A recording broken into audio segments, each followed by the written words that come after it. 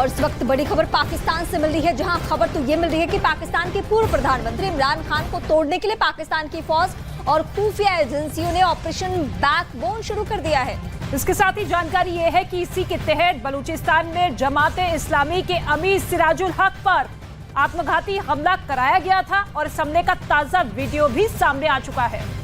उससे साफ जाहिर हो रहा है कि आत्मघाती हमलावर का मकसद सिराजुल हक को मारना नहीं बल्कि उससे डराना धमकाना है। 3 दिन पहले बलूचिस्तान में जमाते इस्लामी के अमीर सिराजुल हक के काफिले पर आत्मघाती हमला हुआ था। इसका वीडियो भी अब सामने आ चुका है। इस हमले के बाद पाकिस्तान की सरकार और खुफिया एजेंसी ISI ने प्रचार किया कि यह हमला आतंकवादियों ने किया था और इसका मकसद अमीर को नुकसान पहुंचाना था।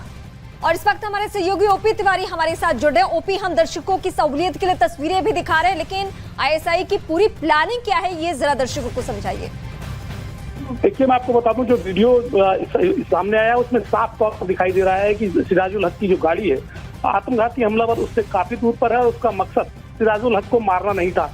आज तक जितने भी आत्मघाती हमले हुए हैं उसमें किसी न किसी शख्स की मौत जरूर हुई है, क्योंकि आत्मघाती हमलावर को ये कहकर भेजा जाता है कि जितना ज्यादा से ज्यादा नुकसान कर सके वो करेगा।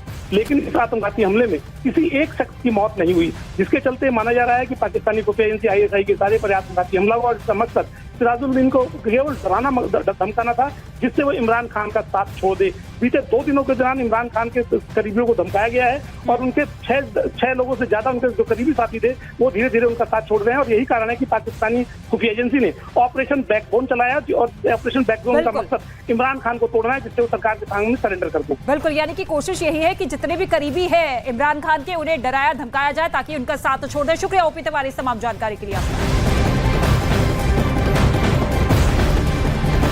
और पंजाब से इस वक्त एक बड़ी खबर सामने आ रही है। अमृतसर में गैंगस्टर जरनैल सिंह की दिन दहाड़े गोली मारकर हत्या कर दी गई। 4 नकाबपोशों ने फायरिंग की है और बदमाश कार में सवार होकर आए थे। हत्या करने के बाद चारों बदमाश मौके से फरार हो चुके हैं। वारदात का CCTV फुटेज भी सामने आ चुका है। गांव सिठियाला में गोपी घनश्यामपुरिया ग्रुप से जुड़े बदमाशों ने इस वारदात को अंजाम दिया। ये इस वक्त की सबसे बड़ी खबर। चमन परानिया इस वक्त हमारे साथ मौजूद है। चमन, इस पूरे मामले को लेकर विस्तार से जानकारी दीजिए, कब और कैसे हुआ ये?